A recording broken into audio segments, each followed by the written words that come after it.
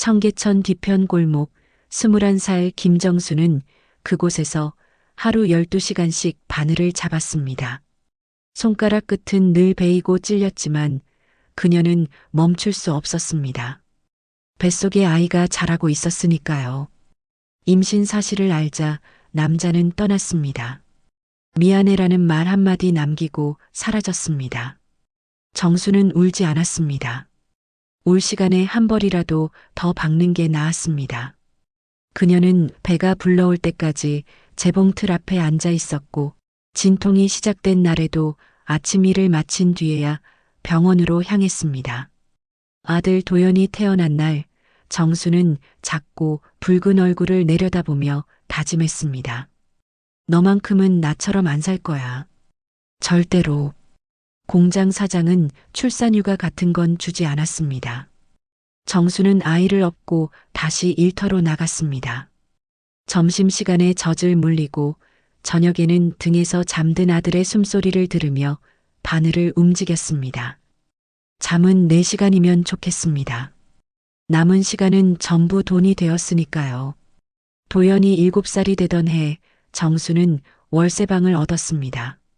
창문도 없는 반지하였지만 그래도 공장 기숙사보다는 나았습니다. 벽에는 곰팡이가 피어 있었고 화장실은 복도 끝에 있었습니다. 하지만 정수는 그곳을 깨끗이 닦고 또 닦았습니다. 아들이 부끄러워하지 않을 집을 만들고 싶었습니다.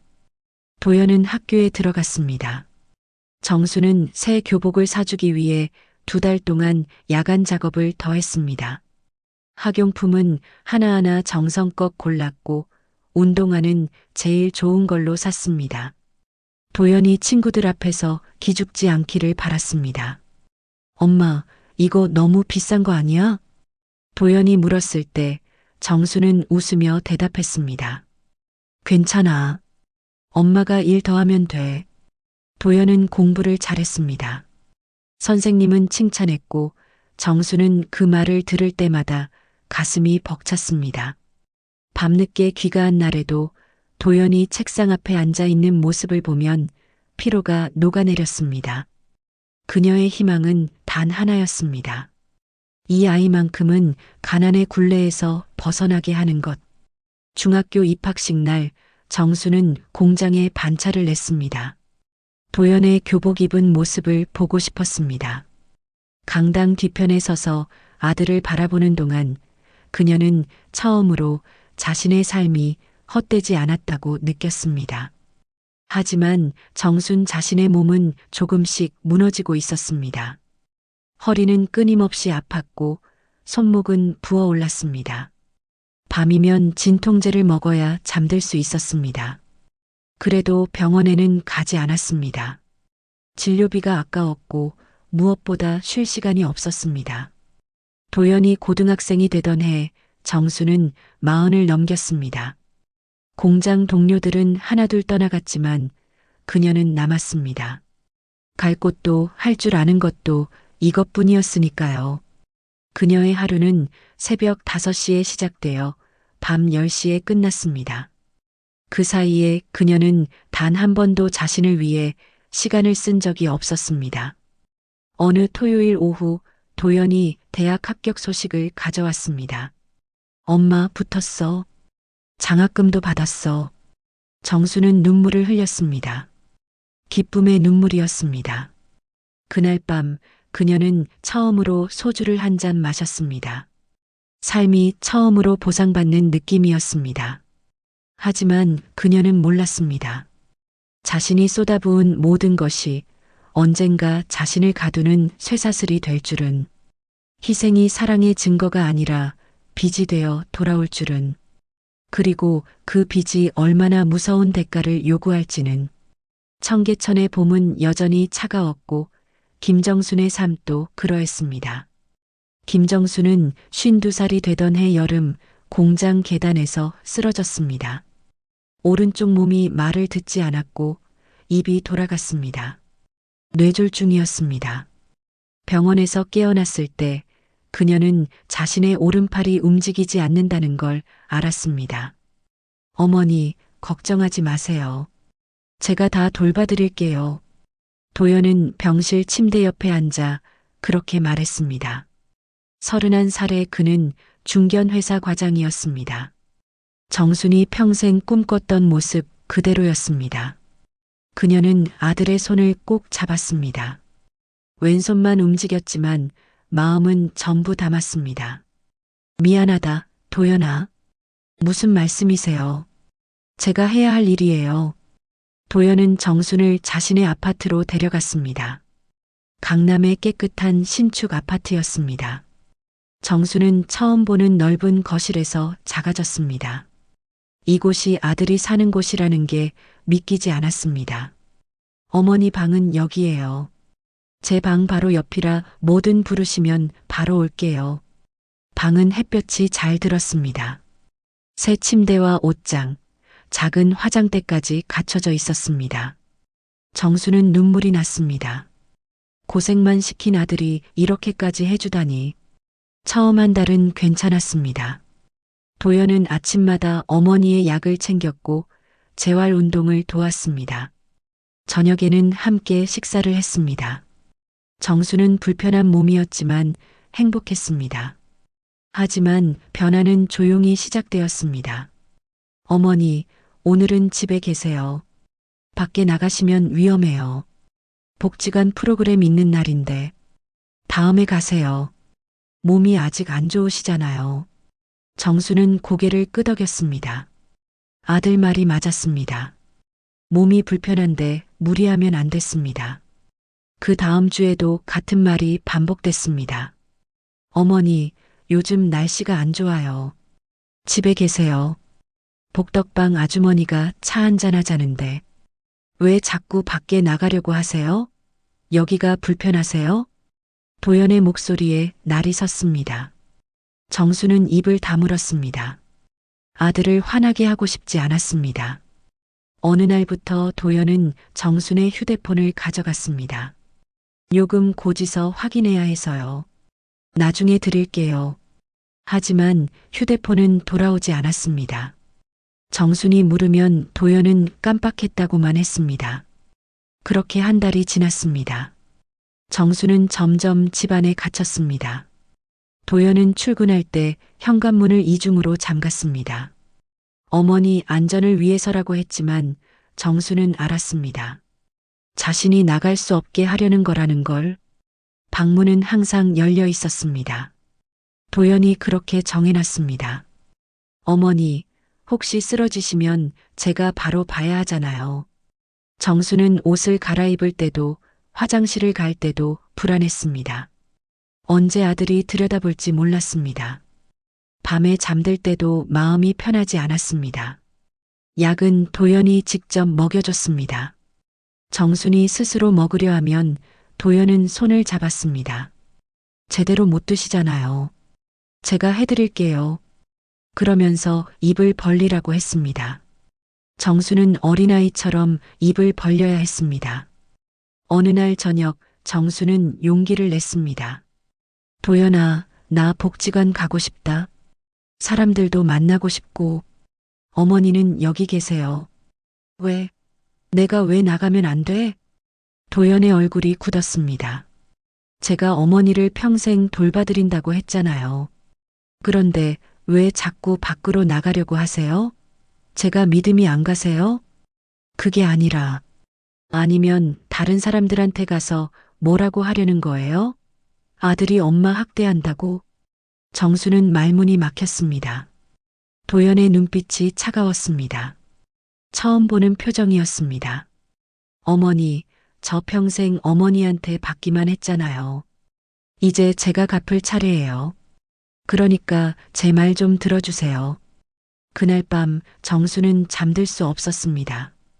아들의 목소리가 귓가에 맴돌았습니다. 제가 갚을 차례라는 말이 마음에 걸렸습니다. 사랑이 빚이 되어버린 걸까요? 다음 날부터 도연은 더 세심해졌습니다. 아니, 더 철저해졌습니다. 정순의 모든 움직임을 확인했고, 식사량을 체크했고, 약 먹는 시간을 기록했습니다. 어머니 건강을 위해서라고 했지만 정수는 알았습니다. 이건 돌봄이 아니었습니다. 통제였습니다. 정수는 창밖을 바라봤습니다. 15층 높이에서 내려다 보이는 세상은 너무 멀었습니다. 그녀는 평생 아들을 위해 살았습니다. 그런데 지금 그 아들이 자신을 가두고 있었습니다. 방문이 열린 채로 있는 방에서 정수는 혼자 울었습니다. 소리 내지 않고 조용히. 누가 들을까봐 두려웠습니다. 겨울이 왔습니다. 정수는 아파트에 들어온 지 1년이 넘었습니다. 그녀는 더 이상 밖을 나가지 못했고 사람을 만나지 못했고 자신의 의지로 할 수 있는 게 아무것도 없었습니다. 도연의 통제는 점점 심해졌습니다. 식사 시간은 정확히 정해졌고 화장실 가는 횟수도 물었습니다. 정순이 조금이라도 말을 안 들으면 도연은 약을 주지 않았습니다. 오늘은 약 안 드셔도 될 것 같은데요. 어머니 컨디션 좋아 보이시니까. 정수는 떨리는 목소리로 말했습니다. 도연아, 약 안 먹으면 안 돼. 의사 선생님이. 제가 어머니 상태를 제일 잘 아니까 제 판단을 믿으세요. 그날 밤 정수는 두통으로 잠들지 못했습니다. 새벽에 도연을 불렀지만 아무도 오지 않았습니다. 그녀는 침대에서 일어나려다 넘어졌습니다. 오른쪽 몸이 말을 듣지 않아 균형을 잡을 수 없었습니다. 바닥에 쓰러진 채로 정수는 아침까지 누워 있어야 했습니다. 도연이 문을 열었을 때 그는 놀란 척했습니다. 어머니, 왜 이러세요? 하지만 그의 눈빛은 차가웠습니다. 정수는 그걸 봤습니다. 12월의 어느 목요일 오후 정수는 화장실에서 쓰러졌습니다. 약을 제대로 먹지 못한 지 사흘째였습니다. 그녀는 비명을 질렀습니다. 본능적으로 살고 싶다는 마음으로. 도와주세요. 누구 없어요. 옆집 복덕방을 하는 김씨 아주머니가 그 소리를 들었습니다. 그녀는 여러 번 초인종을 눌렀지만 응답이 없자 관리사무소에 연락했습니다. 비명소리가 계속 들린다고, 빨리 확인해 달라고. 관리인이 열쇠로 문을 열었을 때 김씨 아주머니는 화장실에서 쓰러진 정순을 발견했습니다. 아주머니, 괜찮으세요? 정수는 울고 있었습니다. 김씨 아주머니는 119에 전화를 걸었습니다. 병원 응급실에서 의사는 정순의 몸 상태를 확인했습니다. 오래된 멍 자국들, 영양실조 증세, 약물 복용 불규칙으로 인한 상태 악화. 의료진은 경찰에 신고했습니다. 도연은 회사에서 급히 병원으로 왔습니다. 어머니, 제가 왔어요. 괜찮으세요? 하지만 정수는 아들을 보지 않았습니다. 고개를 돌렸습니다. 경찰이 도착했습니다. 젊은 여자 경찰관이 정순 옆에 앉았습니다. 어머니, 편하게 말씀하세요. 무슨 일이 있었는지. 정수는 떨리는 목소리로 말하기 시작했습니다. 1년 넘게 밖에 나가지 못한 것, 휴대폰을 빼앗긴 것, 약을 제대로 받지 못한 것, 방문이 없어 늘 감시받았던 것. 모든 걸 말했습니다. 거짓말이에요. 도연이 소리쳤습니다. 어머니가 치매 초기 증상이 있어서 망상을 하시는 거예요. 저는 평생 어머니를 위해 살았어요. 제가 왜 어머니를... 치매 진단서 있으세요? 경찰관이 물었습니다. 도연은 말을 잇지 못했습니다. 의료진이 제출한 소견서에는 명확했습니다. 노인 학대의 정황, 방임과 통제의 흔적. 정순의 몸이 증거였습니다. 도연은 경찰에 연행되었습니다.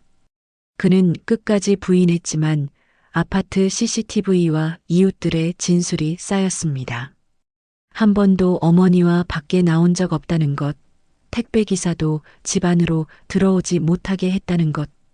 재판은 석 달 뒤에 열렸습니다. 정수는 법정에 섰습니다. 휠체어를 타고 하지만 똑바로 앞을 봤습니다. 아들이 미워서 이러는 게 아닙니다. 하지만 제가 당한 일은 말해야 한다고 생각했습니다. 도연은 고개를 숙인 채 아무 말도 하지 않았습니다. 판사는 징역 2년을 선고했습니다. 집행유예 없이 피고인은 피해자가 평생 희생하며 키운 아들입니다. 그러나 그 희생을 빚으로 여기고 어머니를 통제하고 학대했습니다. 이는 명백한 범죄입니다. 법정을 나올 때 정수는 처음으로 자유를 느꼈습니다. 공기가 달랐습니다. 하늘이 달랐습니다. 김씨 아주머니가 휠체어를 밀어줬습니다. 아주머니, 이제 어디 가실 거예요? 정수는 잠시 생각했습니다. 갈 곳이 없었습니다. 하지만 두렵지 않았습니다. 고향에 가볼까 해요. 울진에 사촌 언니가 있거든요. 좋은 생각이에요. 바다도 보고 마음도 추스르 쉬고. 그날 밤 정수는 복지관에서 마련해준 임시 숙소에서 잠들었습니다. 오랜만에 방문이 닫혔습니다. 그녀 스스로 닫은 문이었습니다. 그리고 처음으로 깊이 잠들었습니다. 봄이 오고 있었습니다. 정수는 고속버스 창밖으로 펼쳐지는 풍경을 바라봤습니다. 서울을 떠난 지 2시간, 산과 들이 푸르게 변하고 있었습니다. 오른쪽 몸은 여전히 불편했지만 마음만큼은 가벼웠습니다. 울진 터미널에는 사촌 언니 복순이 나와 있었습니다. 70을 넘긴 복순은 여전히 정정했습니다. 정순아, 많이 힘들었지? 복순이 정순의 손을 잡았습니다. 정순은 고개를 끄덕였습니다. 말이 나오지 않았습니다. 이제 여기서 천천히 쉬어. 바다도 보고 사람들도 만나고. 복순의 집은 바닷가 근처 단층 집이었습니다. 마당에는 텃밭이 있었고 담 너머로 바다가 보였습니다. 정수는 처음으로 이곳이 좋다고 느꼈습니다. 언니, 나 여기서 뭐하고 살지? 천천히 생각해. 몸부터 추스르고. 하지만 정수는 가만히 있을 수 없었습니다. 평생 일하며 산 사람이었습니다. 손을 놀리지 않으면 불안했습니다. 어느 날 아침 복순이 제안했습니다. 정순아, 장터 따라갈래? 내가 약초 좀 팔거든. 복순은 주말마다 장터에서 작은 좌판을 벌였습니다. 약초와 한방차를 팔았습니다. 정수는 언니를 따라 나섰습니다. 장터는 사람들로 북적였습니다. 할머니들이 나무를 팔고 할아버지들이 고추를 늘어놓았습니다. 복순의 좌판 앞에는 대추, 구기자, 결명자가 가지런히 놓여 있었습니다. 이거 한 봉지에 얼마예요? 한 아주머니가 물었습니다. 복순이 대답하는 동안 정수는 옆에서 조용히 지켜봤습니다. 손님들이 차를 고르고 언니가 설명하고 웃음이 오가는 모습이 따뜻했습니다. 언니, 나도 배우고 싶어. 약초 이름이랑 어디에 좋은지. 그래. 그럼 내가 천천히 가르쳐 줄게. 복수는 매일 저녁 정순에게 약초를 알려줬습니다. 대추는 마음을 안정시키고 결명자는 눈을 맑게 하고 오미자는 기운을 돋운다고. 정수는 왼손으로 메모했습니다. 오른손은 아직 글씨를 쓸 수 없었지만 왼손은 조금씩 익숙해졌습니다. 2달 뒤 복순이 말했습니다. 정순아, 너도 이제 손님 받아봐. 내가 옆에서 도와줄게. 정수는 떨렸습니다. 사람들 앞에 서는 게 두려웠습니다. 하지만 해보고 싶었습니다. 첫 손님은 동네 할머니였습니다. 대추차 한 봉 주세요. 정수는 떨리는 손으로 대추를 담았습니다. 저울질이 서툴러 2번이나 다시 했습니다. 천천히 하세요. 괜찮아요. 할머니가 웃으며 말했습니다. 정수는 고마웠습니다. 몸이 불편하세요? 네, 좀요. 뇌졸중이 와서. 아이고, 그러셨구나. 나도 남편이 그랬었어요. 재활 열심히 하세요. 나아져요. 그날 정수는 처음으로 누군가에게 위로를 받았습니다. 판단하지 않고 듣기만 해주는 사람. 그게 얼마나 큰 힘이 되는지 알았습니다. 가을이 왔습니다. 정수는 이제 혼자서도 좌판을 지킬 수 있었습니다. 복수는 옆에서 다른 일을 보고 정수는 손님을 받았습니다. 왼손은 이제 능숙했고 오른손도 조금씩 움직이기 시작했습니다. 아주머니, 이거 우리 엄마 드리려고 하는데요. 젊은 남자가 대추차를 샀습니다. 어머님이 편찮으세요? 네, 불면증이 좀 있으셔서요. 정수는 대추차를 담으면서 말했습니다. 따뜻하게 해서 드리세요. 그리고 자주 말 걸어드리고요. 네, 말이요? 어르신들은 말벗이 제일 좋은 약이에요. 남자는 고개를 끄덕이며 돌아갔습니다. 정수는 그 뒷모습을 보며 생각했습니다. 저 사람은 자기 어머니를 잘 돌볼 거라고 그렇게 믿고 싶었습니다. 겨울이 다시 왔습니다. 정수는 울진에 온 지 1년이 되었습니다. 복순이 제안했습니다. 정순아, 우리 가게 하나 열까? 가게요? 응, 작은 거. 한방차 전문으로. 너도 이제 다 알잖아.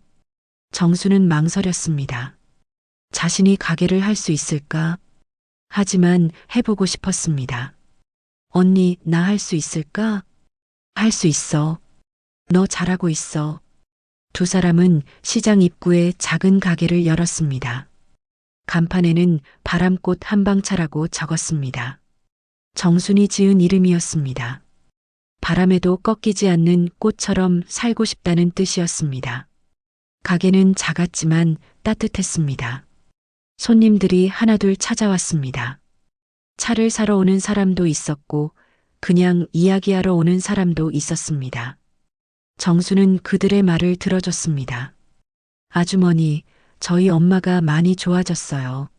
아주머니가 준 차 마시고요.